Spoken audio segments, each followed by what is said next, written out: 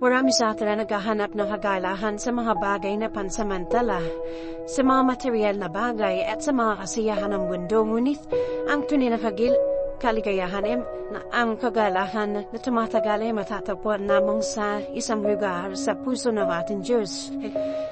At ayon sa Biblia, ito ay ang kanyang mga salita.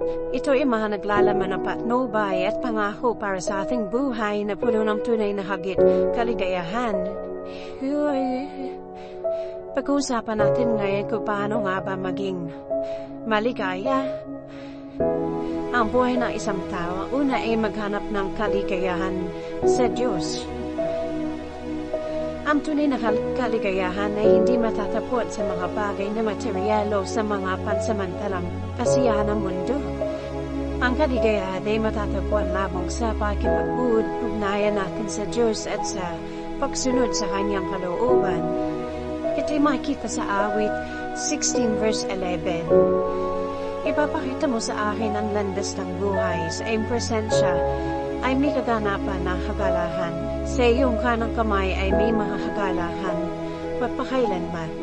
Kapag tayo ay sumasampalataya sa Diyos, lagi natin siyang mararamdaman. Ang presensya niya ay laging nandyan sa atin. Lagi nating mararamdaman ang kaligayahan, contentment, ang fulfillment ng buhay. Lagi tayong may pasasalamat dahil pinupuno niya ang ating puso ng kagalahan. Pangalawa ay ang magkaroon ng pananampalataya sa Diyos. Paano ba manampalataya sa Diyos? Ang pananampalataya sa Diyos ay natutulot ng kapayapaan ng isip natin at tiyak na pag-asa sa mga hinaharap. Hindi tayo nababahala sa kung anong mga mangyayari sa buhay natin dahil tayo naniniwala na ang Diyos ay nandyan para sa atin. Sabi sa Roma 5 verse 1, dahil na tayo ay itinuring na matuwid sa pamamagitan ng pananampalataya.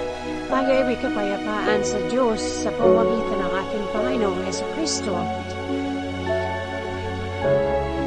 Ang pangatlo naman ay magmahal sa Diyos at sa iyong kapwa.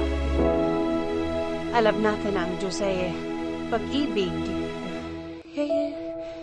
Ang pagmamahal ay ang pundasyon ng isang masayang buhay. Ang pagmamahal sa Diyos at sa iyong kapwa ay nagdudulot ng kagalakan at kapayapaan. Sabi sa Mateo 22 verse 37 to 39, sinabi niya sa kanya, mahalin mo ang Panginoon mong Diyos ng buong puso mo, ng buong kaluluwa mo, at ng buong pag-iisip mo. Ito ang pinakadakilahan at unang utos. Ang pangalawa na tulad nito ay, mahalin mo ang iyong kapwa tulad ng iyong sarili. So, sa dalawang utos na ito ay nakasalalay ang buong batas at ang mga propeta.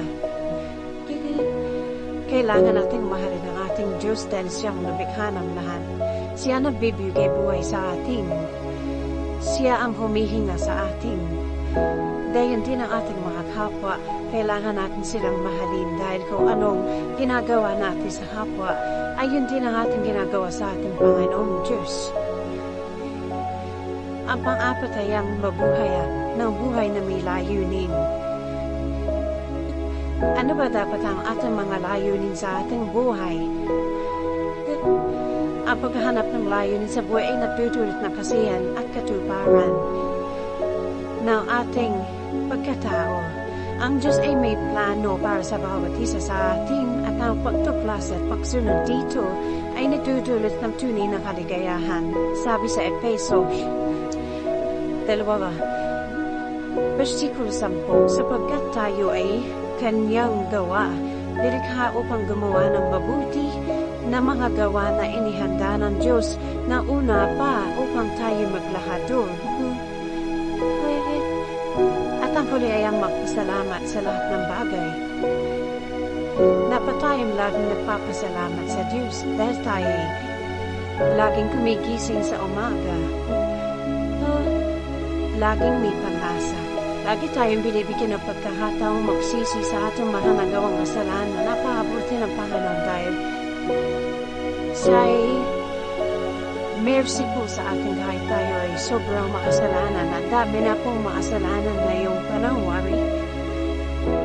nagpapasalamat sa lahat ng bagay kahit na ang mga pagsubok. Yung pagsubok na yun ay makatutulong sa atin para matuto tayo. Para tumibay tayo. At maging marunong sa buhay. Ito rin ay nagpapabilis ng kaligayahan at napapalakas ng ating pananampalataya sa Kanya dahil tayo ay tumatawag sa Kanya. Gusto ng Panginoon na tayo may connection sa Kanya. Magkaroon ng relasyon, araw-araw tayo makapag-usap at siya ay nangungusap sa atin. Hindi mo mararamdaman ang Panginoon kapag ikaw ay laging busy sa iyong pang-araw-araw na buhay. Sa buhay mo, sa problema mo, sa pamilya mo, sa trabaho mo. Bigyan mo siya ng oras at tiyak na siya ay nangungusap sa iyo at malalaman mong siya ay nakikipag-usap sa iyo. Hindi puro tayo trabaho, puro tayo pera. Pagid lagi ang nasa puso't isip natin, ito po ay isa na idolatry. Yun ang ating ginagawang Diyos. Kahit hindi po basta idolatry ay tayo lumulod sa kung saan, pero kung sino po nga sa puso't isip natin, idolatry na po yun. Inuuna natin yun kaysa sa Kanya na dapat ay siya. Yun ang unang utos sa atin. Mahalin mo yung Diyos ng buong puso, buong kaluluwa, ng buong kalahasan. Ang kaligayahan ay hindi isang emosyon lamang, kundi isang estado ng pagiging masaya, maligaya, kontento sa pamumuhay ng bawat isa sa atin. Ito isang pagpili ng ginagawa mo sa araw-araw. Isang pagpili na pumumuhay sa salita ng Diyos at sa Kanyang kalooban. Tiyak na malulugat ang ating Diyos kung ang ating mga ginagawa ay mabuti sa ating kapwa at nakalulugod sa Kanya. At sumusunod tayo sa mga utos niya.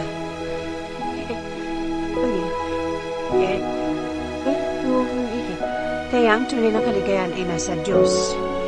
Siya ang magbibigay sa iyo ng tunay na kaligayahan, tunay na kapayapaan, tunay na dahilan kung bakit tayo nabubuhay dito sa mundo. At ang paghahanap ng Kanyang kalooban ang magdadala sa atin ng tunay na kasiyahan at katuparan sa ating buhay. Bilawang po at maraming salamat po.